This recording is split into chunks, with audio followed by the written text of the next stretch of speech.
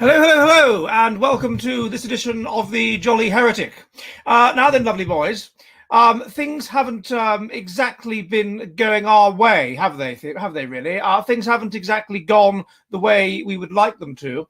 And in that regard, I would like to tell you, I don't know what my name, I would like to tell you a little story.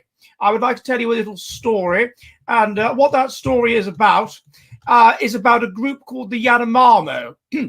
Now, I don't know if you're familiar with this group called the Yanomamo, but they are entirely relevant to what is happening in America at the moment. And the Yanomamo are a tribe that live on the Venezuelan border, and life is very easy for the Yanomamo. Life isn't very difficult for the Yanomamo. Life is, basic needs are met. The fruit always grows on the trees. It's summer all year round. Basically, you don't really have to get on with people. You're not subject to particularly harsh levels of individual selection. You're not subject to particularly harsh levels of group selection. And basically, you can live fast and die young. With the Yanomamo, it's a very easy life. Because of that, you don't, evening Russell Burnham, because of that, hello interdimensional lizard, because of that, you don't develop very, very strong social bonds with people, because life doesn't select for that, because life is so easy and there's no real need to cooperate. Mothers that have too many children that don't want them, they don't particularly love their children, and they will simply pick up their babies if they don't want them because they have too many to move around, because of course they're a hunter-gatherer people, so they're mobile, and they'll just smash their heads against trees. The small number of men at the top of the hierarchy dominate the hierarchy, meaning there's huge levels of intermale conflict. There's a large class of people, we might call them the Yanomamo incels, or the Yanomamo simps, or whatever you want to call them, who who are constantly fighting with each other over the few available females, because there really aren't that many females around, because all the females gravitate towards the top status males. There's not much in the way of marriage. There's not much in the way of sexual ethics or anything like that, or repression. Women walk around naked. Men walk around naked. The entire society is based around sex and sexuality. There's really very little more to it than that. I'm just going to slide into the old entropy, so you might get a bit of feedback just while I do that, and then I'll continue the story once I've done that. So in the way of anything like that, any problems like that, oh god, yes, there's not much in the way of any problems with that kind, and life just goes on, and life is based around sex, and life is sexual, and there's not any great meaning to life. You just do what the ancestors did, and you don't really think about things. You don't really think about the nature of life. And if you do feel slightly concerned about the nature of life, then there's always lots of drugs you can take. There's pills you can pop, or the equivalent thereof. There's all these drugs, and you could imbibe these drugs, and then you'll feel better, and you'll feel that life has some sort of meaning, that you're part of the great whole, that it's all okay. And that's really life. And so life is very easy for these people.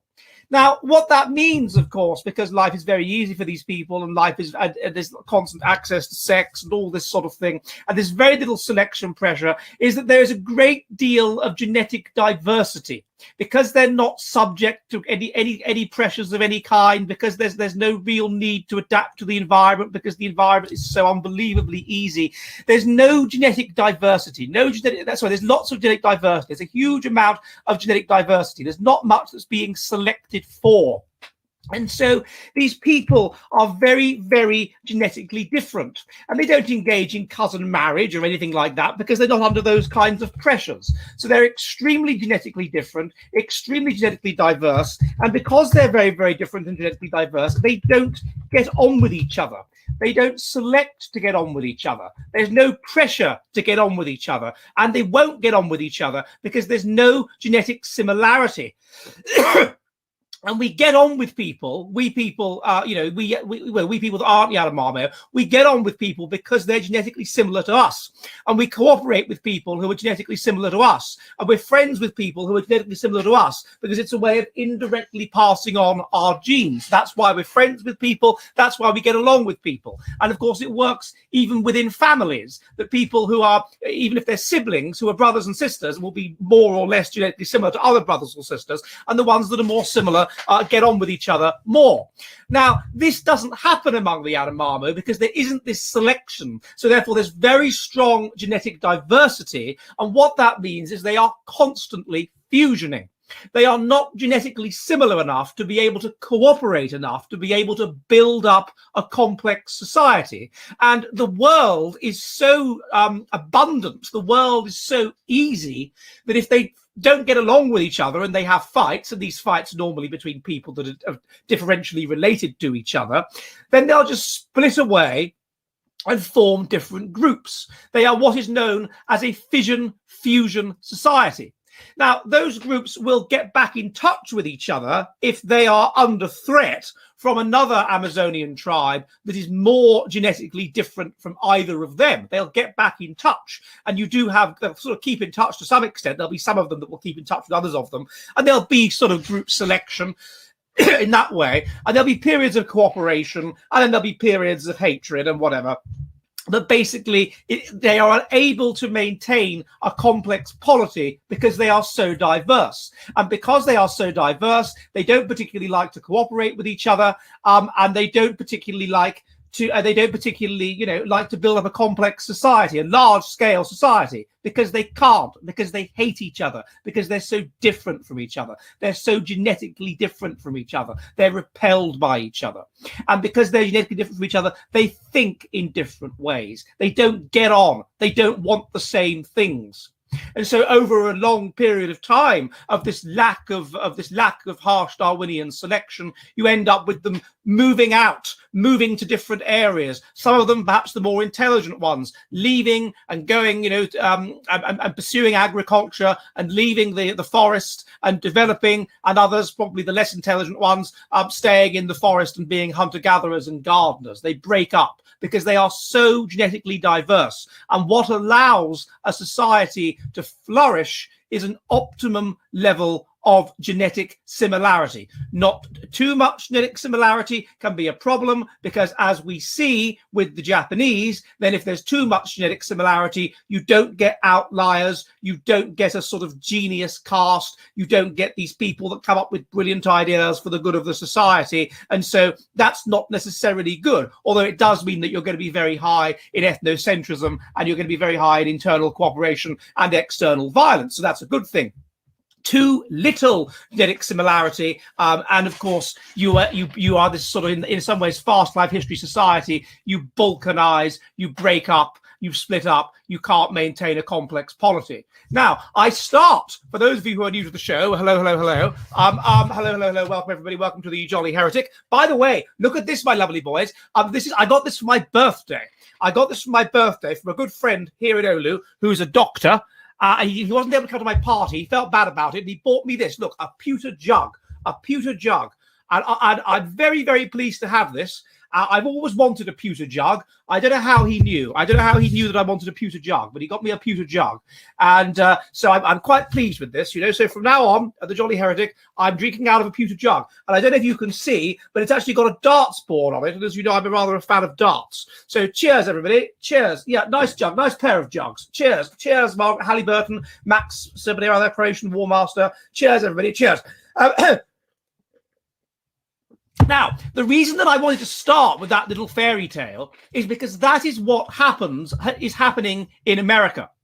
That's the situation. That's what's going on in America. As far as I can see, I don't know if Trump has the balls, if Trump has the necessary level of narcissism, if Trump has the gumption to keep this going, to pursue a situation where potentially he could split the country apart, to pursue a situation where he could induce governors in Republican states to recognize him as the legitimate president, and even to, if this doesn't go his way, my prediction was wrong. But, well, I'll talk about that in a minute. Assuming that things don't go his way, if he could induce governors in southern states to support him, if he could induce senators in the more Democrat, which tends to be the southerners and the Midwestern states, to support him over his opponent, and if we end up with a sort of Rome Avignon situation with the empire, rather like Rome, splitting in two, the Eastern Empire and the Western Empire becomes the Northern Empire and the sort of Southern Middle Empire. with a Pope in Avignon and a Pope in Rome. Is that potentially what could happen if he sticks with this? Because we are in completely uncharted territory. He still may win. That's quite right. He still may win. But I'm thinking worst case scenario here. The person said I was wrong. I was wrong. I wasn't as somebody like Richard Spencer was of the view that there would be just a huge Joe Biden victory and whatever, and he had to concede that at least I was being an academic agent and people like this were right that it's been pretty bloody close, hasn't it? So yeah, but the point is that the reason we're seeing this is that we've moved from an America that was England, that was English people, that was a genetic unified people who were the same, who were subject to extremely harsh conditions and who adapted to those conditions and were very high in positive ethnocentrism, very high in negative ethnocentrism, very cooperative with each other, selected for religiousness, intensely selected for religiousness, over a very, very long period of time. And particularly once they came to America. I mean, they were already religious English people once they came to America, but they were more intensely selected for it once they got there, because it was a highly group selected ecology in which they were up against the Spanish, they were up against the Native Americans or whatever, and they had to fight to survive. And it was religion and being similar, basically, that encouraged them to do that, plus a sort of optimum genius strategy of innovating original things and that sort of thing. And so at the very least, okay, you had some already by that stage that were Irish or that were Welsh or that were from different parts of England or even that were German, but they were all a relatively genetically similar kind of people, and therefore they were able to create this highly functioning society in which everyone cooperated, in which everyone, it's sort of almost like a little house on the prairie stereotype, really, of sort of Nordic people who got together in their little village, and dramatic things happened that were dramatic in the context of the village, such as that the daughter from Little House on the Prairie borrowed a book from her teacher, and then she was so enthusiastic about reading it that she took it to the barn late at night and read it by lamplight, and then the barn caught fire, that sort of thing. And they managed to cooperate and whatever, and that was basically it. That was the situation, because they were one ethnic group. And as I looked at in the video which I did on this a few months ago, the core of America at that time saw itself as English, as Anglo-Saxon, and indeed saw itself as more Anglo-Saxon than the English. That they saw themselves as the proper true heirs to a sort of pre-Norman Anglo-Saxon England, which had inherited certain freedoms, certain religious ideas, certain ideas of sort of equality to some extent, but also of genetic purity, that they were the real Saxons, which to some extent they were, because a lot of the people that were descended from the Normans would have probably stayed put. And you see these obscure English Saxon names on graves in places like North Carolina. Cheers. And so it strikes me that is where America kind of went wrong. What it did, I think there was an optimum that it got right. It may be that the height of American power and influence in the world was in the 50s or something like that. The space race, to putting a man on the moon, the most amazing thing that one could argue we've ever done. We wanted to put a man on the moon. We looked into putting a man on the moon. We planned how to put him, or the Americans rather, planned to put a man on the moon, and they put a man on the moon. It's not like the internet, which kind of developed more organically through lots of micro innovations. It was a super major innovation. One could argue the crowning achievement of humanity, to put a man on the moon. And that was the last gasp of Anglo-America that did that. And it may be that there was some innovation because of the small level of diversity that it had by that stage, that you more intelligent people emigrate, and it had more intelligent people emigrating from other parts of the world, such as Ashkenazi Jews, such as very intelligent Polish people, such as very intelligent people from Ireland or whatever. And this comes under question once you get a social class that sees itself as an outsider, and basically once you get ethnic diversity. And that's what you start to get from about 1960 onwards. You get ethnic diversity, and indeed you have an Irish Americans who literally push America against the Anglo model. They push America to be more ethnically diverse. Irish Americans, one could argue, working in their own, John F. Kennedy and his relatives, working in their own interests and working against the interests of Anglo-America. And the result of that is that optimum that they had, i.e. being about, I don't know what it was at the time, 90% white and probably about 40% literally English at that time. And don't start saying we didn't go to the moon, because that's just being silly, isn't it? But it went beyond that. They opened the floodgates, and the result was that by 1980 it was 20% not white, and now it's the best part of 50. I mean, we don't know how reliable the statistics are. We don't know what's really going on, but probably something like 50. It could be 50% by now. It certainly will be within the next 10 years that whites will be the largest minority within America rather than a majority. Now, when that happens, of course, what takes place? In addition to the genetic processes that will be taking place anyway, that are taking place in Australia, that are taking place in Poland, which is almost 100% white, to the coming apart that is inherently caused by low Darwinian selection pressures, to the mutants who come apart from the Darwinian norm and have maladaptive ideas, and then push the society, once they reach a critical mass of about 20%, 25%, towards maladaptive ideas. Maladaptive ideas being ideas which are individualistic and which undermine trust and which undermine lack of religiosity, because religiosity is an adaptive trait which pushes people to be more religious and more group selected and more group oriented and more trusting and all this sort of thing. So they undermine that, undermine the education system, whatever.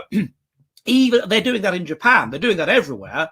But even in addition to that, once you have ethnic diversity, then you undermines trust in the community, because people don't want to cooperate with people that are genetically different from themselves. We know that. And it undermines trust within the members of the community, because they see correctly, evidently, look at the white people, the people of European descent in the Democratic Party, like Joe Biden. They see these people as people that will collaborate with the minorities against them, which is exactly what they're doing. So they're elevating their own status, people like Biden, by virtue signaling how lovely they are and how kind they are and how open to foreigners they are and how open to change they are and all this nonsense, in order to elevate their own status, their own individual interest against the interests of their ethnic group, their ethne. I mean, you can see with who he chose to have as his vice presidential candidate. He was quite clear that he was going to have not only a woman, but a woman of color, as he puts it. And both of those people presumably aren't particularly, the parents aren't particularly ethnocentric, because they engaged in interracial marriage, and fast life is a strategy thing to do.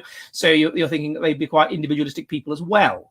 And so, yeah, that's basically what I think we're seeing. Now, had America remained under the monarchy, under Britain, then the process would probably have been rather slower, because they would have been not just, they were already diverse even before the 1960, whenever it was, the 65 Immigration Act. They were already diverse even among the whites. You had Italians, you had Greeks, you had Jews, you had all these people from all over the world, and of course you had African Americans. Whereas in Britain that wasn't the case. So they would have been Britain. They would have been rather like Australia is now, and Australia maintains a sense, I think, much more strongly. Even more strongly than Canadians, of basically being British, that they're just British people that live in Australia, because that's exactly what almost all of them are. Australia is like 95% white, and they're overwhelmingly British immigrants. Okay, there's some Finnish communities and Greek communities and whatever, but it's overwhelmingly British, and that's what they would have been. And then there would have been this monarchy, which would have kept them in touch with the past, kept them in touch with history, all this sort of thing. So I don't, and so on the one hand, you could say it's a good thing that America was independent, because perhaps Britain would have held it back. Perhaps it's the case that the native British, were less intelligent than the Americans, because intelligence is associated with immigration. So there may have been a time when the people that were setting up America, the British in America, as it were cleverer than those they left behind. I wouldn't be at all surprised if that was the case. they were also more group selected. Camel means horrible in Finnish. Noni, so on, ni. They also would have been more group selected, and so and therefore better at cooperating and fighting off their enemies, and perhaps the British would have held them back in that sense. So and it could be the case that therefore they had these great monumentalist values and this sense of destiny, and that's what inspired them to believe that you should have absolute free speech, which I think is very important, and which, if these bloody people get into power in the coming months, I'm sure they will try and get rid of. It might Trump goes on and on about, we're going to protect your amendment so that you can carry guns. You should be much more concerned about your amendment on free speech, because that's what they really would love to strangle, I'm absolutely sure. Cheers, everybody. So I think that's my summary of why it is that America really should have considered staying under the old Britain. Now, hello. Now, if you're new to the Jolly Heretic, we are an online public house, and we are here on Mondays and Thursdays at 7 p.m. UK time, which is 2 p.m. in what I like to call West Britain. Or let's call it New York. If you would like to, after this, when I take this down, I will take it down immediately when I finish it, and I will put it on BitChute. So that's where you'll be able to find it. If you're new, then please subscribe. It really helps me if you subscribe, if you like this video, if you subscribe on BitChute, if you like the video on BitChute, if you follow me on Twitter, at Jolly Heretic. Remember to get a beer, because we are an online public house, and so it's very important that you avail yourself of some kind of beer. What are we drinking this evening? I've got the old Kentish ale again. What's anyone got? What have you got, Nimble Horse? Whiskey, says Russell Burnley. So some of my very nice friends of mine from New Zealand gave me whiskey for my birthday as well, which is very nice. Yes, hit that like button, hit that subscribe button, and hit that bell button. If you would like to support the channel, then you can do so through Entropy. I've signed into Entropy. I prefer you to send super chats via Entropy because they only charge me 15% commission. Or you can do so through YouTube.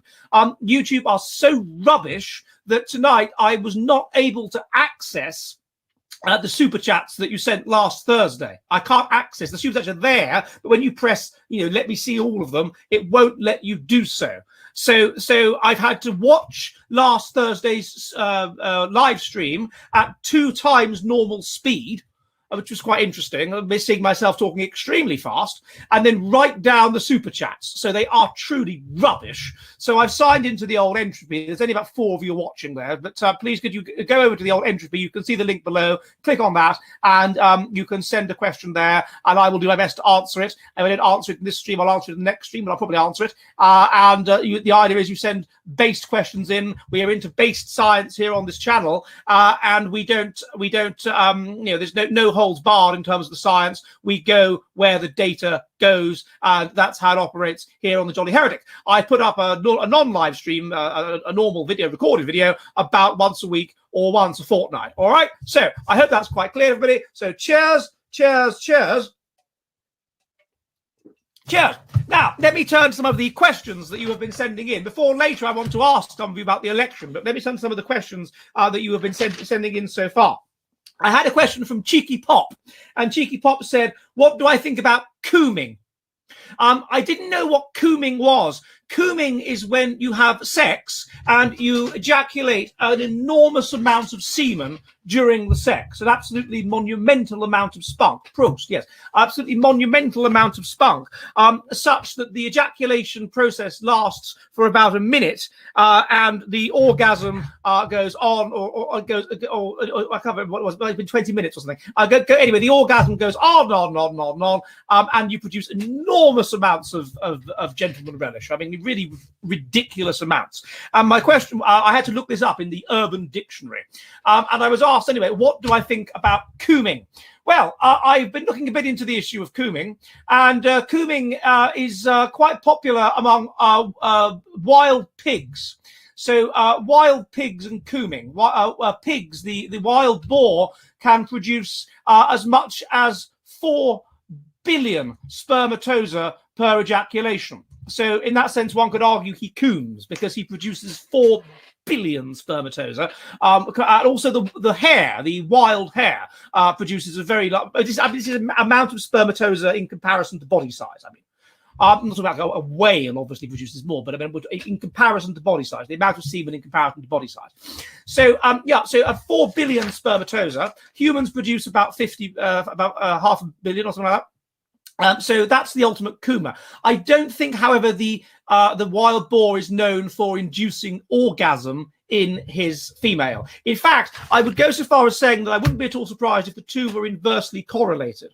Because if you're a fast life history strategist, as animals are, and if you produce a lot of semen, then what is the point of wasting time pleasuring your offspring? The point of pleasuring your wife. The point of pleasuring your wife is to ensure that she gets pregnant by you. But if you're a fast life history strategist, you don't really care about that because you're going to have sex with loads of women anyway. So who cares?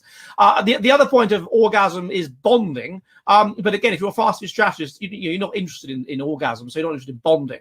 And if you're a fast life strategist woman, then you're not interested in getting pregnant by that particular male because you're going to shag around with loads and loads of males anyway. So and just let sperm selection do the rest. So I'm not sure about this cooming thing. I'm not sure it's realistic. I think that if a man cooms, then the woman won't coom. I don't think it works like that. So that's my view on cooming. So thank you for your question, madam. Okay, the next question comes from Carlotta. Carlotta, you may be familiar with. She is one of our lovely bouncers at the Jolly Heretic, our moderators, and she says, is there a correlation between, so she says, what is the IQ she asks about the IQ of the British royal family, Prince Harry, Prince William, Diana, Charles, and whatever, and is there a gap in IQ among them? It's difficult to estimate a person's IQ from that kind of information because one thing I would say is that they will have had their IQ linked, they would have had their IQ sent to the very maximum of its phenotypic maximum because they would have had such a stimulating environment and whatever. They would have gone to the very best schools like Eton or whatever, where it would have been pushed their phenotypic maximum. So they would have had every advantage. So in that regard, you have to remember that you have to be pretty thick to go to a school like Eton and not get into a good university and whatever, because you've had such advantages. It's been pushed to its absolute phenotypic maximum. So the fact that Prince Harry went to Eton and was only able to do 2 A levels, he didn't even do, which is your school leaving certificate in England, he didn't even do 3 A levels, he did 2 A levels, and then didn't go to university. That, although he did, to be fair, he did get into Eton though. He presumably did pass the exam, unless they just let him in. So I'm thinking that Prince Harry's not particularly intelligent, and Prince Harry may well have sort of average intelligence, really, a sort of average IQ. He comes across as perhaps slightly more intelligent than average because he's been well educated, and he's going to have quite a high verbal IQ, probably because he's had such a stimulating environment. And it's going to be verbal IQ that is going to be he is a helicopter pilot. That's true. I mean, it's so bad that I think overall probably about average IQ. William, he got an A and 2 Bs at A level, which is, I mean, admittedly having gone to Eton, which is significantly above average. And then he got a reasonably good degree at St Andrews University, which is a reasonably good university. So, but it was a degree in the history of art, so that's one of the lower IQ sort of subjects. And on that basis, I would think that he's probably a midwit, probably has an IQ of about 115, something like that. And it's perfectly possible, by the way, for there to be that kind of difference within a family, of a standard deviation within a family. And I think that's probably what you're seeing. I'm going to put every super chat that I see, even if I don't get around to answering it today, and hopefully I will, on the screen, so that if YouTube isn't working properly on Monday, then I don't have to rewatch my entire program in order to find them. I can just scroll through. Okay, so thank you for that super chat, sir. So that's him. Prince Charles, I'm guessing that he must have got his brains somewhere. Prince William, he's probably about 115 IQ. I'm guessing probably from Prince Charles. So Prince Charles didn't do very well in his A levels, but that was by the standards of the 1960s rather than by the standards of now. So I'm thinking probably he has an IQ of about 115, something like that, midwit sort of like 110, 115, something of that range. With Princess Diana, I get the impression that she wasn't very intelligent at all, probably perhaps even below average IQ. She completely failed all of her school leaving exams and ended up being a nursery nurse. Again, let's remember, she failed all these things despite every possible advantage in life. So we've got to take that into account. Like if somebody goes in England to a public school, to a really, really, really top grade school, and they don't go to a top grade university, they just go to a mediocre sort of university, then they've got to be, or they don't get like 3 A's at A level, they don't do brilliantly, and they've been to a public school, they're probably a bit thick. And I noticed that when I was at Durham University, that you'd get these people that had been to Eton or whatever, and they'd have like 3 C's at A level, despite being at Eton. And they tended to be thick and get crap degrees, because they've had every possible advantage, complete silver spoon. And then when they leave, and even then they've done badly in their school exams. And then when they leave school, they're no longer, when they go to university, they're no longer in an environment which is pushing their intelligence to its phenotypic maximum. That environment is gone.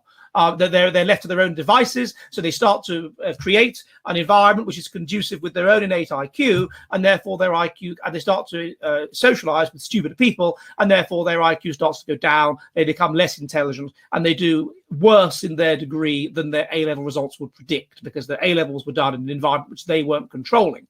That they were living at school, but their degree is done in an environment they are controlling. So yeah, so I think that's probably what's going on. I think that's about the intelligence of the British royal family, really. I think there probably have been people in the royal family that were more intelligent than that. I would suspect that King Edward VIII, was probably, I get the impression that he was extremely intelligent, but I think the current crop, they don't come across as particularly bright to me. Okay, Fref said $4.99, says nothing. He just sends $4.99, for which I am grateful. Kevin King says, as a high Tory, do I think the American Revolution was a mistake? My answer to that is yes and no. Overall, probably yes. I think it may well have sped up the glory of America, like sped up the climb of America, but also I think ultimately sped up the collapse of America. So sort of made things. Sorry about that. Cough. Made things pretty bloody fast. So I think overall, as a high Tory, I would say that America should have stuck with us. America should have stayed as part of the British Empire. We Anglos, we Brits, we are one glorious people, the most genius people the world has ever known. The reason why I have a computer in front of me, the reason why we have the internet, the reason why we have television, the reason why we have radio, the reason why we have electricity, the reason why we have the Industrial Revolution at all, it's all basically British people and Americans to a lesser extent, Thomas Edison, people like that. So you know what I mean. I think anyway, cheers.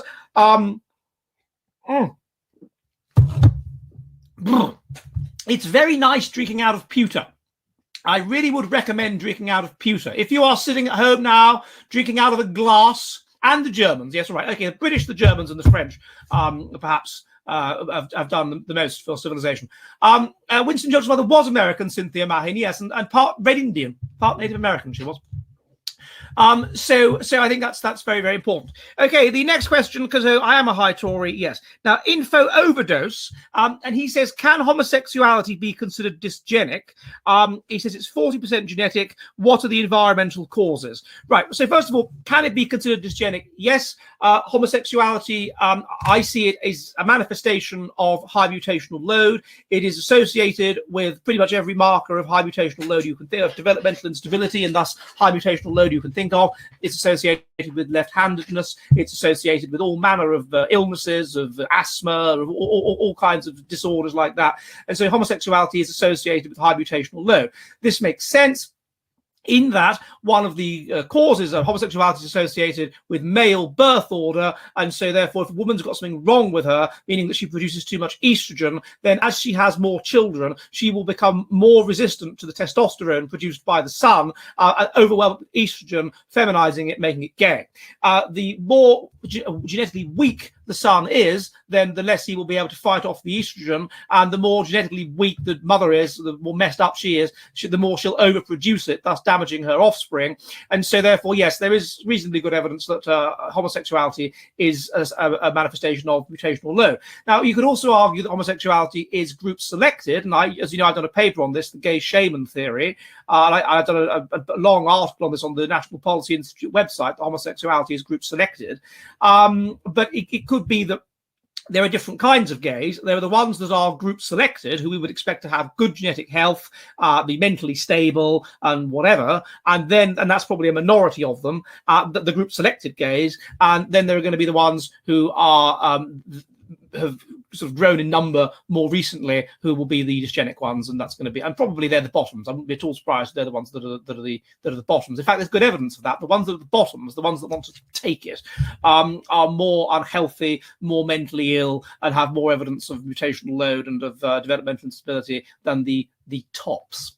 So yes, the answer to your first half of your question, then yes, homosexuality can be regarded as dysgenic. With regard to the environmental issues, it's 40% genetic among men, which is consistent with it being potentially group selected, that the heritability is that high. Only about 20% heritable among women, so it's massively to do with the environment among women, and so this would be consistent with what's called the hypothesis whereby the alloparenting hypothesis, whereby lesbian women in prehistory are in these polygamous organizations, and the man's always going to want to spend most of the time with the young, new, fit wife. The older ones get abandoned, so they kind of get together and allo-parent each other's children, and they will create stronger bonds in that context if they develop lesbianicious tendencies. And so therefore it's so strongly environmental in women to be lesbians, and if women are put in an overwhelmingly female environment like a prison or something, then they overwhelmingly become lesbians. Or of course you get the phenomenon of the middle-aged divorcee that, you know, goes off men and can't get a man and becomes a lesbian. As for the men, again, I need to put that on the screen. Okay, right. What? But please get money to get a better camera. No, I won't do that. No, we've had this discussion for years. My camera was perfectly good. Yes. So, oh my God. You've got me confused now. Okay, now the trad thought boomer tech issue is a big part of this channel, sir. Okay, now the next issue then is the causes of homosexuality at the environmental level. This is developmental instability. So at various stages of development, everything has to go right. If it doesn't, it will up your views. Why? How can somebody be so sensitive that they can? It was like the video I put up this week. I don't know what I did with the microphone. I mean, the sound's okay now, isn't it? But it must have been near me or something, and I was moving about, and they started moaning about the sound. I mean, for God's sake, like, you little snowflakes, some of you. Yes, the environmental causes of homosexuality are mainly to do with these things. So things going wrong at crucial stages of development. For sexuality to go right, then everything has to go right at these crucial stages of development. They all have to be negotiated correctly. If something goes wrong in the stage of development, even something like illness, then the sexuality can go awry. And as the genetic load goes up, more things likely to go wrong. So that's the first environmental cause. The second one, and there was an interesting paper by Gallup on this, Gordon Gallup, might just be being with them. And there's evidence that implies that might be the case, that homosexuality kind of spreads, like any example of negative social epistasis. If you're with people that are gay, particularly at crucial ages where you learn things, ages of sensitivity, then you're more likely to become gay. And he did a paper on that. I don't know if he's right, but that's what he argued. So that could be a factor. A third issue, of course, you may know there's somebody, I forget his name now. Is it Peter Frost or Gregory Cochrane? I think it's Gregory Cochrane. He argues that homosexuality is caused by it's like a germ. So, and I don't know, it could be, right? It could be. But if that were the case, what seems improbable about it is that you get it in all kinds of societies. You get it worldwide. You get it among tribes, you know, simplistic tribes and whatever. Although with a lot of those, it's a small minority. It's the shaman types tend to be effeminate. And so it would be, I don't think it fits. I think it's a genetic issue. So those are the environmental causes of homosexuality, sir. So I hope that answers the question. The next question is from Jimmy Goodman. Thank you very much, sir.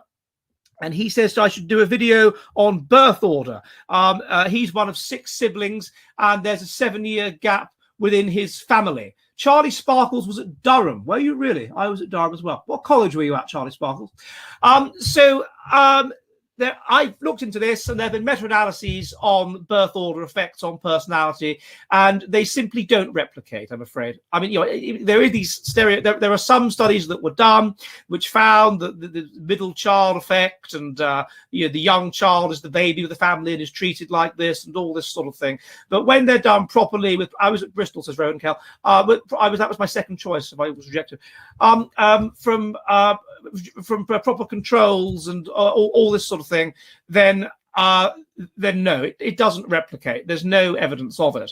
Now, another thing that it was considered there was evidence of was birth order effect on intelligence, i.e., younger children are stupider. Now, that would make sense in the sense that the older father would have more likely to have mutation on his sperm, the mother would be more likely to have mutations, and so it would create a stupider child. But the problem with those studies is they don't seem to control for the number of children families have. So obviously, families that have low IQ tend to have more children. And so when you control for that, then I'm afraid it doesn't seem to make a difference. So, and Michael Woodley is not coming back. No, Michael Woodley cannot come back. I'm sure you can imagine. You can imagine the real reason why. I don't need to definitely spell it out. You know what's going on in academia at the moment, don't you? So I think that's basically what's going on there. So so there's no good evidence for it, basically. So we can dismiss that idea. It doesn't exist. Okay, Doug Nemitz says, I meant Build Back Better. I looked into this Build Back Better. Thank you for your question on it, sir. It seems very boring. It seems to be some sort of global idea on how to deal with crises. At least go to Oxford or Ivy League like I do. Well, I wouldn't. I'm not sure about this. Interesting point. I was thinking the other day about this. I would be less trusting of an Ivy League degree now than I would be of a degree from a good state university. Because these Ivy League degrees and Oxbridge are under pressure to be politically correct and let in lots of people that really shouldn't be there based on intellectual merit. Whereas the universities that are slightly less good than Oxbridge or Ivy League, they're not under that pressure. And I know of many cases of people that get rejected from Oxford who should be there. No, they end up going to Durham or St Andrews or something because of the politically correct policies that you have at Durham or Oxford or whatever, let in working class children or let in ethnic children or whatever. So I've come to a point now where when I see someone on Twitter saying, oh yeah, I'm a Harvard PhD, I'm like, all right, okay, let's look into you. I'm left wing. Let's look into you then. Have you got into it genuinely on your own bat, or have you got into it for PC reasons? And normally I find they're women and they're non-European of descent. So I'm becoming very distrustful at the moment of people that at the moment, I don't know where I should draw the line, but I think we should start to see a Harvard, Yale or Oxbridge degree as less good than a degree from, I don't know, State University, Mississippi. Because the pressure they're under. Thank you, Professor Bates, to be PC. So anyway, the next question comes from Alpha the Nemesis, and he says, would I be prepared to go on White Rabbit Radio? I have never heard of White Rabbit Radio. I have never been contacted by White Rabbit Radio. I know nothing about White Rabbit Radio, so I can't really comment on whether or not I would go to White Rabbit Radio. So I don't know, but I mean, if they, I'm as you know, I'm open-minded. I've been on a Muslim channel. I'd be prepared to go on a left-wing channel if somebody asked. I'm open to such things, and that's why I'm open to whatever, research or whatever. So I'd be up for it if somebody asked. I would look into it. Okay, the next question comes from somebody called Gluten. Thank you very much, sir. And he says, he talks about how he has read that people that are Christian and people that aren't Christian have about the same amount of sex before marriage. And other than the Mormons, who are the people that don't have sex before marriage? Well, I don't know how you're defining Christian there, sir, but if you're defining Christian as identifies as Christian, as opposed to doesn't identify as Christian, says they're atheist or something, then you can get very, very liberal Christians. You can get church Christians. You can get the kind of Christians that they sort of believe it and they go to church and Christmas or something like that, but they're nothing more than that. They're not particularly committed. And those people perhaps do have about as much sex before marriage as people who are atheists or whatever. But I would restrict the use of the word Christian to Durham is an unimpressive school, says Galada Dada. First of all, we don't call universities schools. And second of all, yes, indeed, those of us that were there called it Gayum.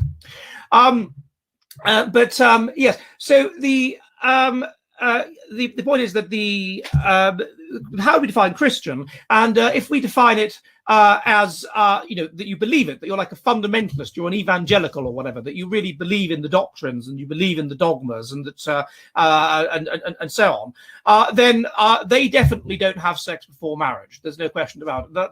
It's a really fundamental thing. They have certain really fundamental things that define them. I did my doctorate on these kinds of people. They don't have sex before marriage. They don't have. How am I defining sex? Says Bob Vazza. I'm putting a winky in the vagina, I would have thought. They don't have sex before marriage. They don't drink to become drunk.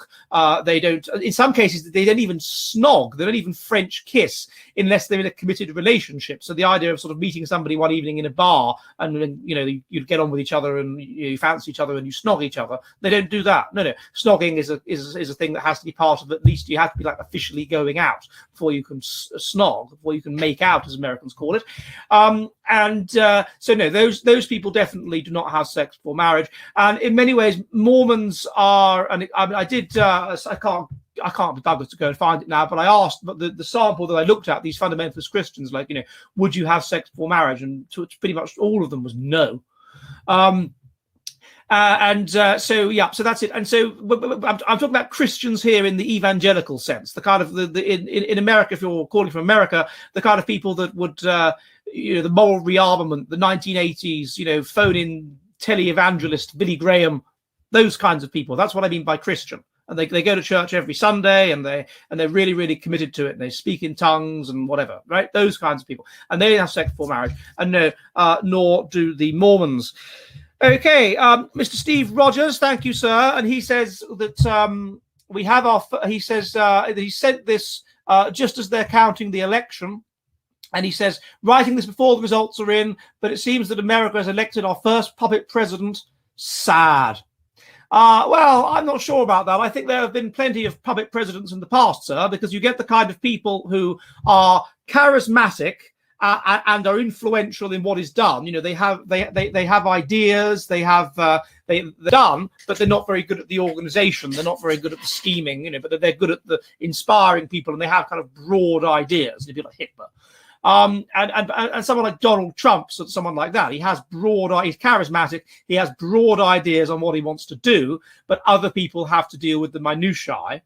Then you have people that are sort of the charismatic types and really don't have that much of an idea what they want to do at all. They just want to be president, and they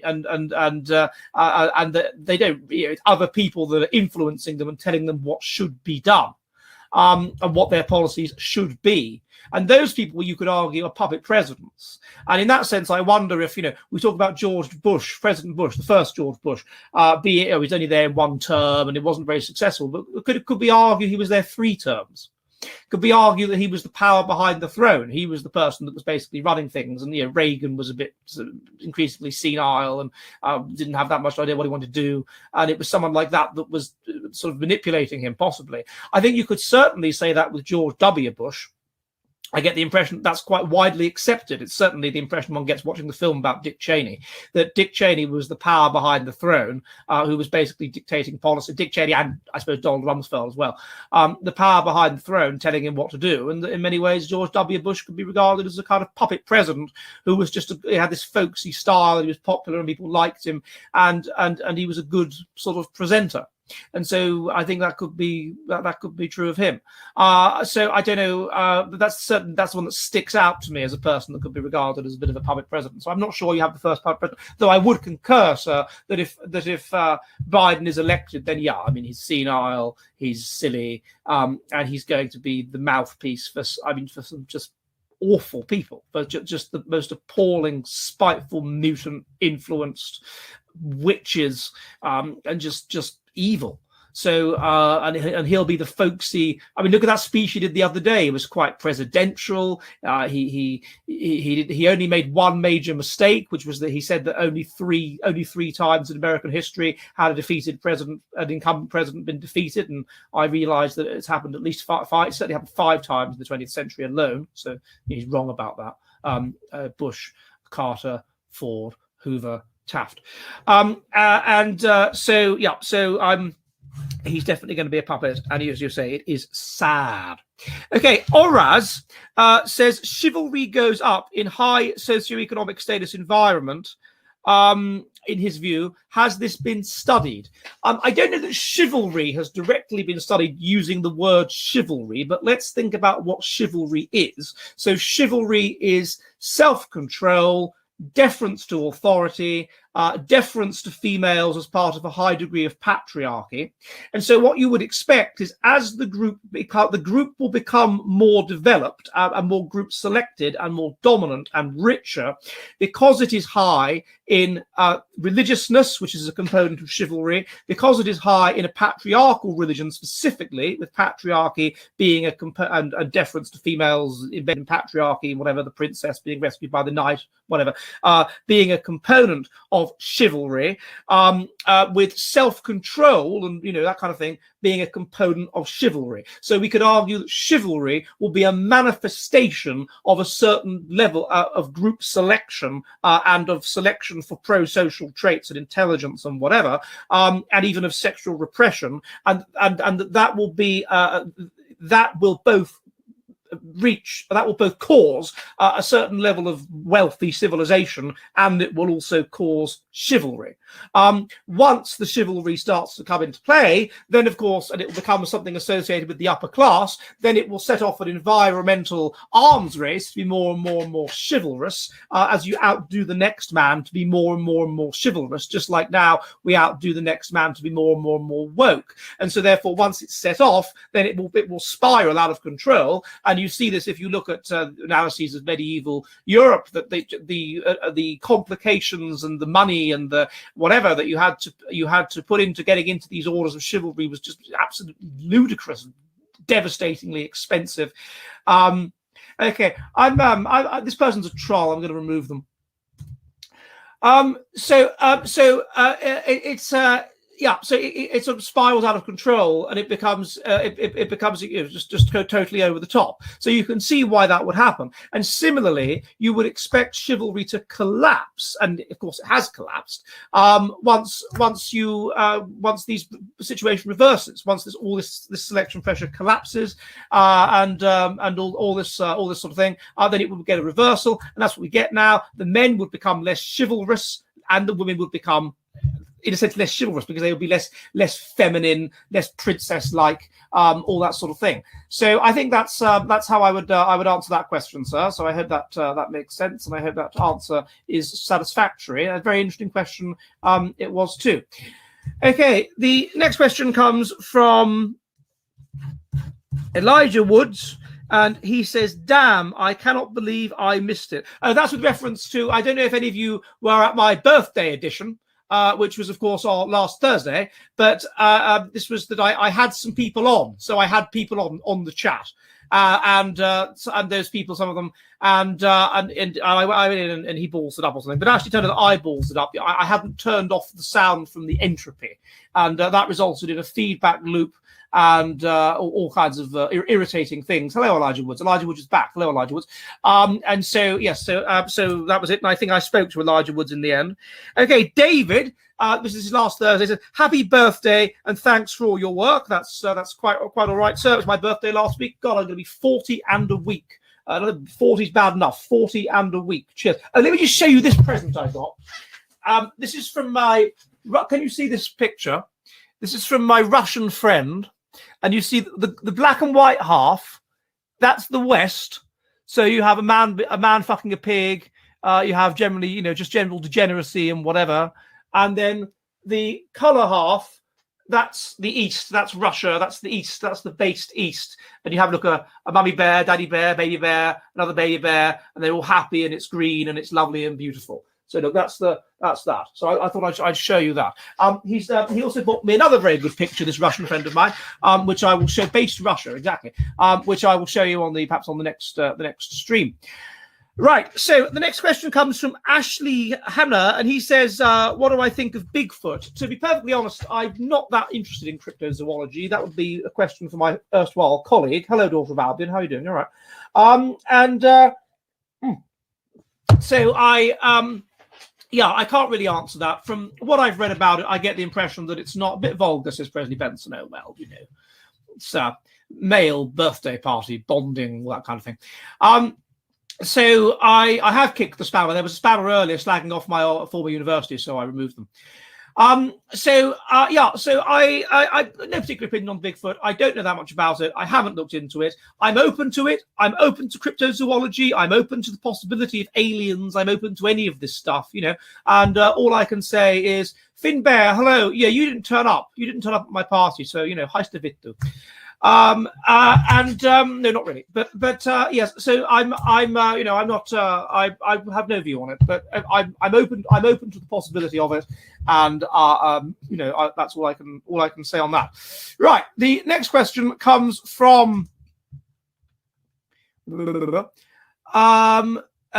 Oluno, £10. Thank you, madam. It looks like a girl. How do you expect the intersection of increasing faith in predictive models and decreasing validity, reproducibility crisis, rejection and falsification will continue forwards?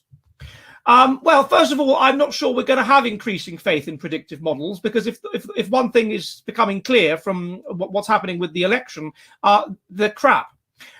There's various problems with predictive models. There's too many factors involved, and so I'm not sure that you're going to have increasing faith in predictive models. I think you're going to have people questioning predictive models. Also, as IQ goes down and as trust levels go down, then people will become more cynical about everything, including academics that come up with predictive models. We will have had enough of experts, as Michael Gove put it, and so we won't. I don't see this having faith in the kind of people that engage in predictive models. Although there might be some people among the population that have a kind of faith of science, the I like science gang, the kind of people that will say, oh, we should just follow the science without realizing how corrupt science is, or willfully ignoring how corrupt science is. So you could see that split between those becoming increasingly kind of almost maladaptively trusted in science as a sort of ersatz religion,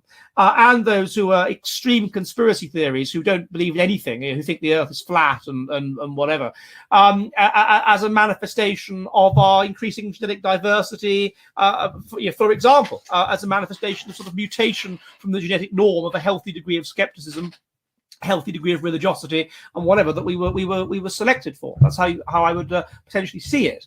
And also of the collapse in trust and dividing into separate groups. So I don't see the intersection necessarily as happening as severely as you say. As for the reproducibility crisis, I think people are going to lose faith in academia increasingly as they realize how totally woke it is, and how it no longer has as an unquestioning religious value the importance of truth. It's lost that, and there seems to be a certain level of trust in the society, a certain level of trust, a certain level of sameness. I think we have this in Finland still to some extent, where you can't do that. You can't close down the bank account of your political opponent. You can't. That's beyond the pale. That's against the rules of cricket. You can't do that. You can't lie as part of your academic discourse. You can't do that. No, that's not on. Now, Kinnan's going that way, but it's not as far that way as Britain or America, because it's a more homogenous society. So, or partly because it's a more homogenous society. I think I've been asked that question before, and I will endeavour to answer it. I think I nod. Thank you, sir. I think that is the answer to that. I don't think I see that dissection happening. Okay, Yuri Finkelstein has sent me a lot of questions. I don't know how many of them I've already answered. I might have already answered some. And he says, so thank you, sir. He says, you have seriously curtailed your use of the word consequently. Everyone take a drink. Yeah, well, you told me to, so there you go. Okay, on your last show, you had a super chat about a book Academic Agent mentioned on how different regions of Britain and British immigration, 13 colonies affected America. Book was called Albion's Seed. I highly recommend it. Thank you, sir. I fully intend to read Albion's Seed as part of a book that I'm currently writing on the evolution of religiousness. I will read Albion's Seed. It sounds like a jolly good book. Yehudi Finkelstein says, was Margaret Thatcher the ultimate high-end peak midwit? Her job as a research chemist, petty bourgeois background as a child of shopkeepers, poor interpersonal skills, and an inability to control cabinet members like Michael Hestine and Geoffrey Howe suggests Maggie was smarter than she really was. Yeah, I don't think she was a midwit. I think she was probably extremely intelligent. The fact, as you say, she had a degree in chemistry, the average IQ of she probably would have had a postgraduate degree in chemistry had she been born a few decades later. So she was a chemistry researcher. So I'm thinking probably an IQ of 125, something like that. I mean, to be a high-level chemist, not just to have a degree in chemistry researcher, not just a degree in chemistry. She also qualified as a barrister, so that would give her an IQ of at least 120. And as a woman as well, to be able to do that, it would have been very difficult. So the only way she could have got through the sexism of the time, I think, would have been to be absolutely outstanding. As you say, the background, her father wasn't just a grocer, he was on the council, he was an alderman, that sort of thing.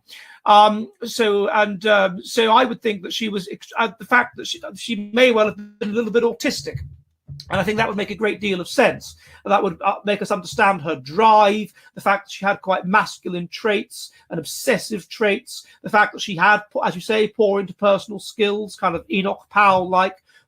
She wasn't as clever as him, but poor interpersonal skills. So I think she might have been very intelligent, and because she was very intelligent, she perhaps had these sort of autistic traits. So yeah, I wouldn't concur she was a midwit. I think she was an extremely intelligent person. I would think that every prime minister we've had since then has probably been a bit of a midwit, but not I don't know about Gordon Brown, maybe not Gordon Brown, but anyway, yeah. Right. Okay. Yuri Finkelstein. Was John Major, thank you, sir, a stealth genius? His humble background, lack of higher education, strong interpersonal skills, success with peace in Northern Ireland, negotiation of the Maastricht Treaty, and ability to manage big egos like Hester and Ken Clarke in the 90s Tory party suggests an underrated mind.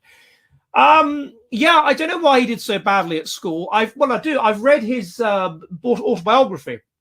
And it's extraordinarily well written. I mean, for a person that left school at 16 with no qualifications and then went to night school to train to be a banker, it's extraordinarily well written. He must have been very intelligent. I mean, you'd have to be very intelligent to become prime minister, but also the fact that banking and maths and all that sort of thing, and the fact that he could write so well. He's superbly good. Of all of the political memoirs I've ever read, it's the best I've ever read. And I think that he did write it a lot substantially himself. It wasn't one of these ones where it was ghost written or whatever. It was, I think I get the impression he wrote this. So yeah, I think, and despite a lack of higher education, as you say. So I think, yeah, and a very humble background, very poor. I mean, he couldn't afford the school uniform properly, he says in his book, and all kinds of problems with money and whatever. So yeah, I would say also I don't think he was as intelligent as Margaret Thatcher, but I think he was again a very intelligent guy. I don't agree with him. I think he's gone a bit loopy over Europe and sort of let himself down, I'm afraid. IQ doesn't equal wisdom. No, that's right. And it may be the case that in some respects, neither Major Thatcher was not wise. Major was more diplomatic than Thatcher, more able to get on with people. Certainly no autism there. Lots of drive, of course, but no, very ambitious. In his book, he's quite clear about this, that he wants to do things. He wants to be at the center of where power is happening. But I think he was obviously I liked John Major, I have to say. And now that we're living in this political chaos, this polarization, you look back on the 90s and the period of Bill Clinton and John Major and whatever as a sort of golden age of everyone getting on and being friends. I mean, it seems so wonderful now you look back on it. What was the worst thing that was happening in the 90s? An epidemic of paedophilia or something. It seems a sort of pale in comparison by what's going on today in terms of the complete polarization of society. So there you go. Hey ho. Okay, the next question comes from Yuri Finkelstein, and he says, "I'm attracted to mulattoes like Halle Berry as a result of their big ghetto booties." Well, no, I'm not sure about that, sir. Their booties are going to be halfway between the booty of a black and a white, aren't they? So I suppose on the other hand, you could argue that a mulatto is going to have low mutational load and therefore will be able to fully grow an ornament better, even though it would, for genetic reasons, have that ornament to a lesser extent. So at the environmental level, the larger ornament would be produced. Good point there. Anyway, what country has the biggest buttock size, controlling for fatties, as you suggested in your last stream? What inspires sexual selection for big female butts? Okay, well, the people with the biggest buttocks are what we call steatopygia. are the Bushmen of the Kalahari and the Hottentots, who are about 10% black and about 90% Bushmen, and they have these enormous buttocks that are so large that their children can stand on them when they transport them around. And as for what inspires the selection for them, well, if you're a fast life history strategist, then you're looking at the buttocks during sex, because you're having sex from behind. So fast life strategists are more attracted to buttocks. They're more attracted to big buttocks, and women who are fast life strategists have bigger buttocks. People are sociosexual, which makes sense because you're putting more energy into the sexual ornament and less energy into the mind. Or into the personality. And so what inspires the selection for it is simply that it's a sexual area, it's involved in sexual intercourse, and therefore that it becomes an issue of selection in order to show off your genetic quality in a fast life history ecology where you could be wiped out in any minute. That's what inspires the dog style scapegoat. Yeah, there is this doggy style. Doggy style is a form of sex. And are you familiar with the form of sex known as moggy style? Moggy style sex. It's when you have sex in your neighbor's garden at about 2 o'clock in the morning with lots of screaming and scratching, normally with someone you don't particularly like, and eventually the sex is broken up by somebody chucking some water over you. It's moggy style sex. Okay, now the next question comes from Yehudi Finkelstein. Thank you very much indeed, sir. And he says, perhaps you could employ a millennial like Michael Woodley to overcome Tradthought Gen Xer tech moments from the midpoint of the last stream. I say this as a fellow Gen Xer. Well, sir, yes. Well, no, Michael Woodley is absolutely appalling. He's worse at technical things than me. So I'm not sure about that. So, but I will look into that possibility. I'm working at the moment on some research with a younger person, and I maybe as he becomes more prominent, I might be able to persuade him to come on. Okay, so thank you for that question, sir. Okay, the next question comes again from Yehudi Finkelstein, who is a very lovely contributor to the Jolly Heretic, and we like him violently. And he says, Kubrick's $10, Kubrick's Killer 8 prologue in 2011. A space odyssey seems as good as a theory as any for the origins of man. Has Raymond Dart's Killer 8 theory ever been scientifically rejected? I say categorically no, and argue for Milford Wallop's thesis. This is where I miss my... I'm terribly sorry, sir. As you know, I can't answer questions like that. My erstwhile colleague would probably be able to answer that question, but he's off at the moment. He's taking a holiday from contact. He doesn't want to know anything about the presidential election, so he's taking a month off the internet so he can avoid any contact with small buttocks. Lives matter. Yes, fair enough. Okay, the small buttocks, of course, correlated with a pro-social personality. Okay, weekly. Okay, the next question comes from Yehudi Finkelstein. It says, Ed, Bruce wrote the GTA 5 Highwayman song. Perhaps both of us can write Mr. Bruce and confirm whether the song refers to Old West Highwayman like English Bob in Unforgiven or an English Highwayman like Dick Turpin. So there's an ongoing debate between myself and Yehudi Finkelstein whether the song Highwayman refers to an English highwayman or an American highwayman. And I say that insomuch as it refers to Colorado, it's almost certainly and is sung by an American and is an American song, then it's probably about an American. Whereas Yehudi Finkelstein goes for the more controversial thesis that it's about Dick Turpin. It also refers to 1829, being hanged in the spring of 29, but it didn't succeed. You know, they hung me in the spring of 29, but I am still alive. So again, I'm not 100% sure about that. Who do you think was on Keith Woods? I don't know. He rates in dollars, so he seems to be coming from America. So I'm guessing he's not Keith Woods because Keith Woods is from the island. Jacko Slapbass says, "Happy birthday, Ed. Hopefully with I've done that one." Ultravara says, congratulations, Ed. May your next year be filled with unprecedented spreading of your brilliant ideas and genes. Have a group selected beer. I will. Bill Davis says, her birthday, Ed. Scotland's Justice Secretary Humza Yousaf is looking to criminalise dinner table conversation if they're offensive transport to the police. Is he a sociopath? I don't know, but he's involved. I don't know much about this fellow, but he's involved in the Scottish National Party.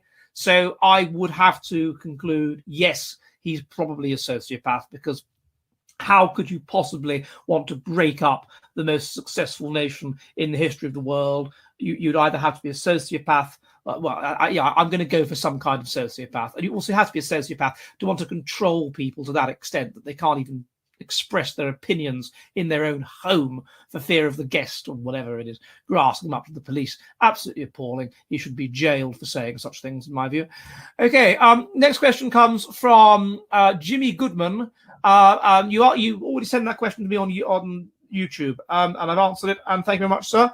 Coltrane says, I was a premature baby, possibly born at 30 weeks. How many weeks premature is that?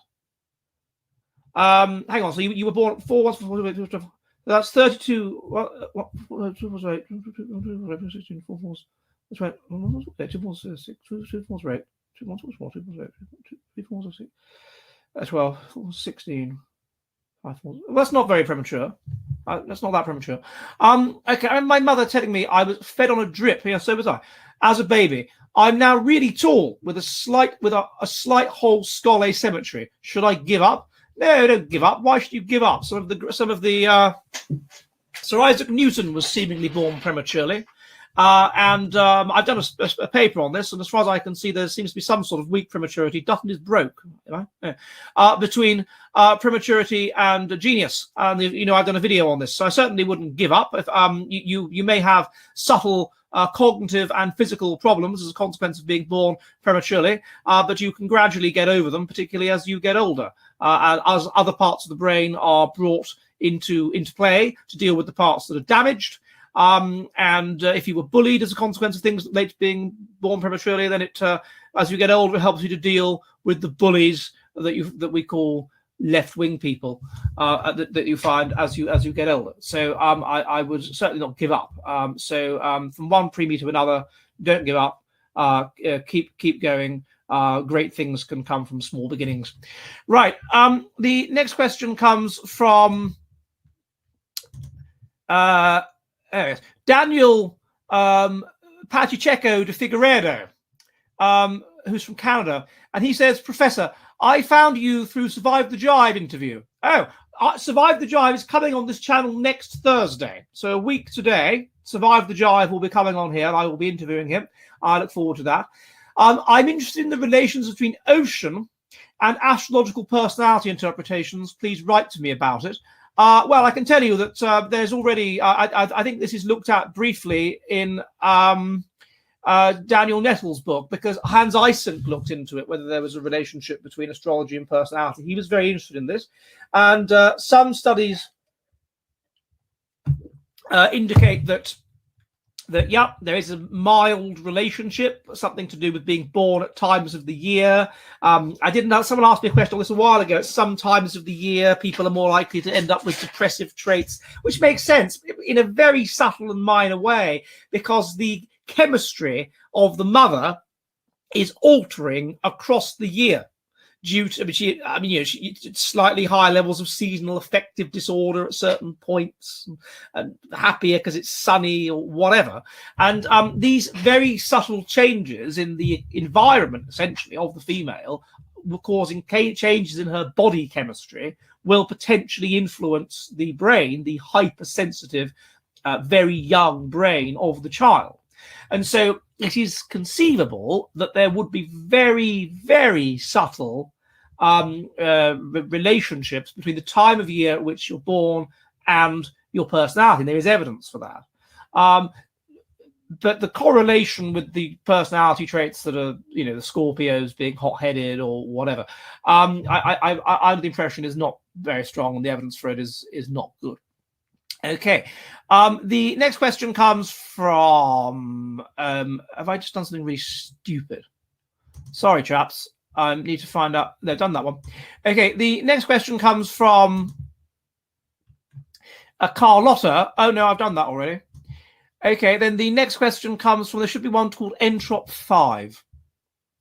Okay, yes. From Yehudi Finkelstein, €5. Thank you very much, sir. He says, I am getting serious 1992 Suns what won it result here in America. Oh, so Yehudi Finkelstein's American. He's not Irish. On election night 2020. My fear is America will be in for a real dark winter post-Trump. Well, yes. I think that if this happens, I've talked earlier about this already on the show, of course. What we would see is a coming apart, an acceleration potentially, if Trump sticks with it, if he doesn't cuck, if he doesn't just say, okay, I accept the result, I'm going to accept the result. We know there's been cheating. We know there's been foul play, for God's sake. I saw a video last night where live, they wouldn't let them in to look at the count. And they should let them in to look at the count, because the people of both parties have the right to look at the count, to observe the count. And if you're not letting people observe the count, then why should they accept there's no fraud?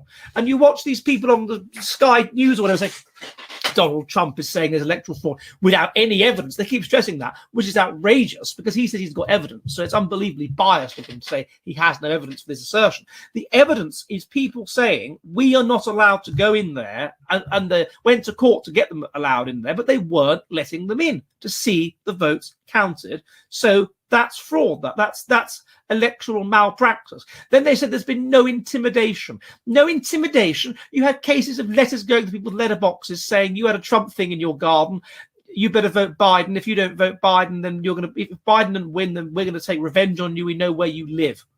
That's intimidation. That is, and so you know, hang on a minute. No, that there's evidence that in every state where they've had these posted ballots, they're untrustworthy. We know in Britain from the 2004 election in Britain, where there was postal ballots, they were interfered with, they were harvested, they were fraudulent votes. There was all kinds of problems. A court case found this. They are very open to fraud. And if you have two groups of people that hate each other as much as these some of these Democrats hate the Republicans and vice versa, then you're going to get electoral fraud. And if you politicize COVID such that it's the left that believe it more, and so the left are more likely to use postal ballots, then it's the postal ballots of the left that can be politicized. And so I think that the postal ballots should be banned, and you should have to vote in person, and you should have to show ID when you vote, and the votes, every single vote,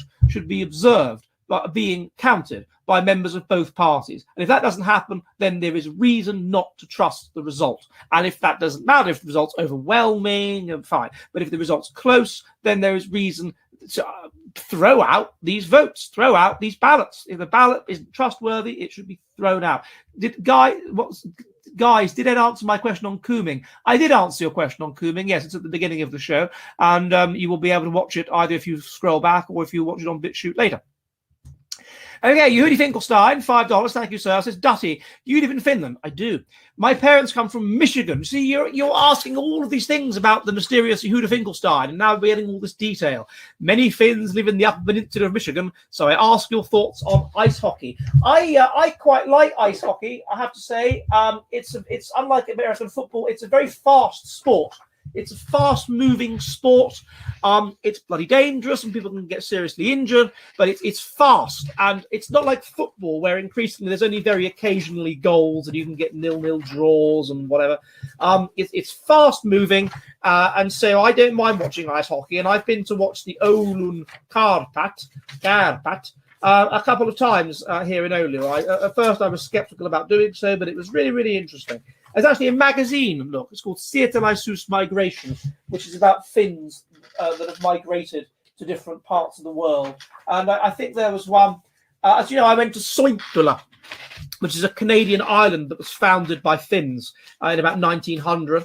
And still some of them speak Finnish. They speak peculiar Finnish. They don't speak the Finnish of modern day Finns. No, it's all jolly interesting. Okay, this question comes from Yehudi Finkelstein. He says, Happy Guy Fawkes Day. It is, of course, Guy Fawkes Day today. For those of you who are American and don't know about this, of course, I did a video about this, which I referenced, Guy Fawkes Day, my latest video, which is 1605. Guy Fawkes was Catholic. He tried to blow up Parliament and create a sort of Catholic revolution, and he failed. Somebody grasped him up, basically. James I, the king, was so upset by this that he insisted on having Guy Fawkes dragged before him to ask him, why on earth would you do this to me?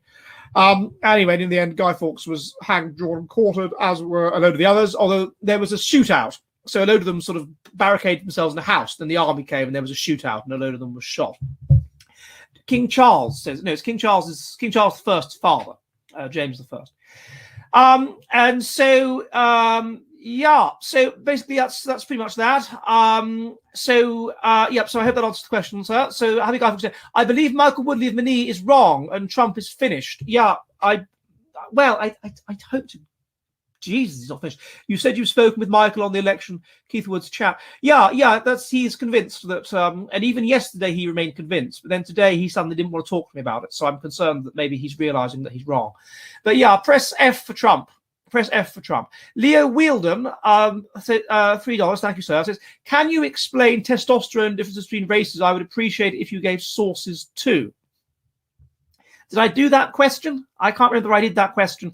There are testosterone differences. So if you are evolved to a fast and efficient strategy environment, which is live fast, die young, you have to be aggressive and violent to survive. So this selects in favor of high levels of testosterone. You pump and dump the women, so there's not much sexual dimorphism, so this selects high levels of testosterone for the women. As you reduce testosterone levels, but for a more stable ecology, a more stable and harsh ecology, then there's competition between the people, and so therefore you have to invest less energy in just having sex and more energy, which is the testosterone thing and aggression, and you have to cooperate and get on with people. You have to have a small number of children, you have to raise them and bring them up and make sure they survive, therefore you have to be nice to them and kind to them and loving to them, and this reduces testosterone levels, and so testosterone levels go down. You then get greater niche splitting, which means that the women and the men become more different from each other, so there's less testosterone in the women relative to the men, which is why Northeast Asian women are so feminine looking. And if you want the sources for race differences in testosterone, I suggest you simply go to J. Philippe Rushton's book, Race, Evolution and Behavior, and you'll find the sources there. The detailed sources would be all kinds of obscure papers. Also, if you go to my website, edwarddutton.wordpress.com, there's a paper by myself, Richard Lynn and Dimitri van der Linden, so like keyword Linden, and you will find a paper that I did on race differences in testosterone. Excuse me, I'm gonna blow my nose. A couple of years ago, and that will give you the sources. Okay, who in the chat, I'd be interested to know, thinks that Trump might pull this off? Can we have a P for pull it off? Who thinks that that not all is lost? Anybody? I'm not getting any P's. Who thinks we're buggered? B for buggered. Vestigo, Winter in the Forest, Otto von Bismarck, Oneless Dummy, Toby Wan, Podelius. We're all thinking P. We're all very optimistic. I hope so. And we're not getting any B's for buggery. Oh, B for buggery, Teros buggered, says Bob Dylan. I mean, capital letters. B for Tronholm. So I'm trying to see what the split is. Christopher says B. Quintus Fabius Maximus says B. HighIQ.com says B. A says Ready Shark. What does that mean? Does that mean like very buggered, like anally? P says discontent. So F, it's already stolen. Well, yes. I haven't checked for a while, so I don't know what's going on at the moment. Is there any news? I'm not familiar with what's happening, so I don't know.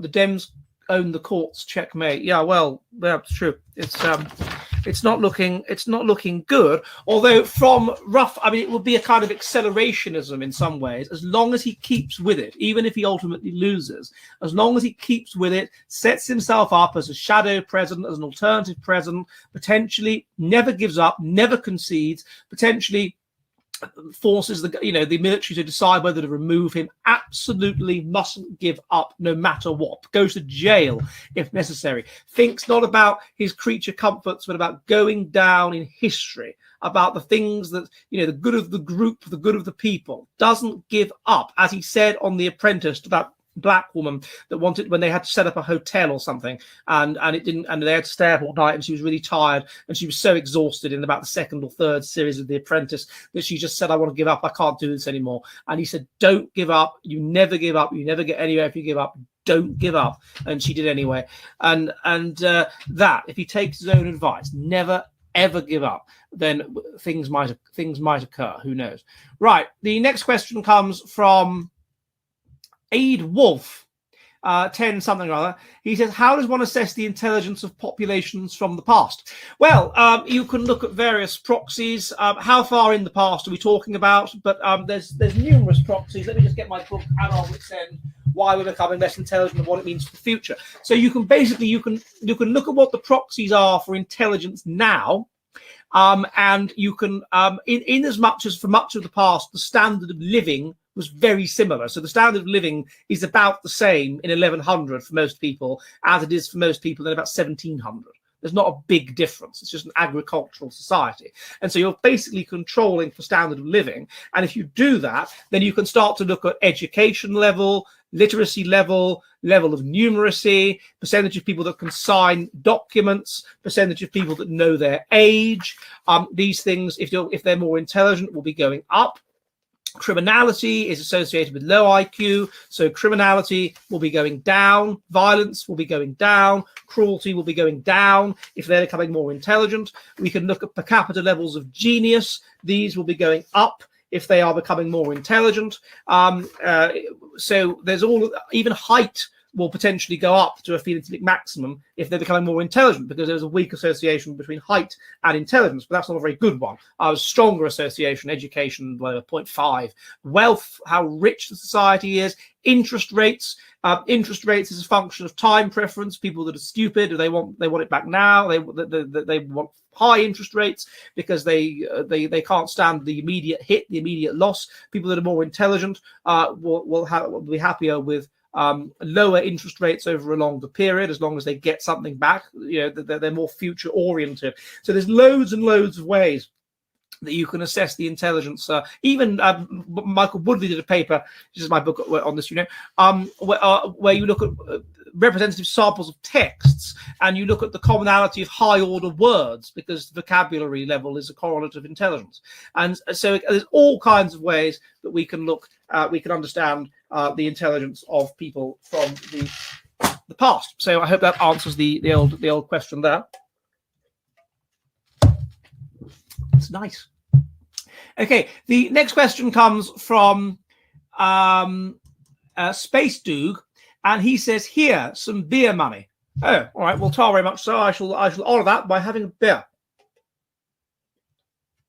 All right. The next question comes from J Evolution Rocks, and he says, D.S. Wilson wrote in his book, "No religion defines altruism as a personal sacrifice. Instead, religions promote altruistic behavior as something God commands us to do and will reward us for it. Do you agree? What does it mean to have a degenerated view of altruism today?" Yeah, so I think I would agree with that. I think that the conception of altruism with religions is you do something for the good of the group. That's the most altruistic thing you can do. Lay down your life for the good of the group. It's a group-oriented conception of what altruistic behavior is, doing things for the good of the group.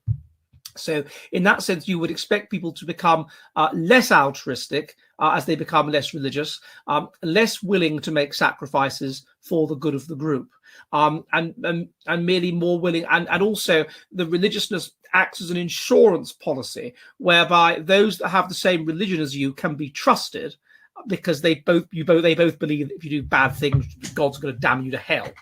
And so this makes you behave in a more pro-social way. It makes you higher in trust. And so it produces a more positively ethnocentric, collaborative, trusting society. So you would expect altruism to degenerate. You would expect there to be fewer acts of extreme altruism because it would be associated with religion. Or if not with religion, then people who have been brought up with religious values and become atheists because life is so low in stress or something, but they've still been brought up with those fundamental religious values and inculcated with them and kind of have them on some genetic level. And so they believe in, I don't know, monumentalist values like the good of the country, or just a fundamental desire to be good for the group. So I think that's what we're dealing with religion, and with the collapse of religion, because there's more and more people because of the collapse of Darwinian selection. You have this 10% of people that were all very, very religious, and now we've expanded, and 90% of us would not be alive under normal conditions. So for genetic reasons, it's going. And also this was also bought for my birthday, by the way. It's called Ginger Joe. And then also for the environmental reasons of low stress and the spiteful mutants making us be less religious and making us want to be less religious. So I think that that's my summary on that. Right. I hope I am the best of priests. Thank you very much, sir. Celia, madam, Fruken. Okay, thank you very much, everybody. I am going to be here on Monday at 7 p.m. UK time and 2 p.m. in New York, where I will answer the various super chats you've sent in, which I have not yet answered. This will be taken down and put on BitChute. Please subscribe there. Don't mean to be rude, but my super chat question is coming anytime soon. Yes. On Monday, and I will research it. So I will look into what it is and I will research it in detail so you have a detailed, comprehensive answer rather than just something off the top of my head like an idiot would say. So that's better, isn't it? So see you on Monday at 7 p.m. UK time, 2 p.m. New York. Good luck, everybody. Good luck. And hang on. Let's go for this. Good luck. And goodbye.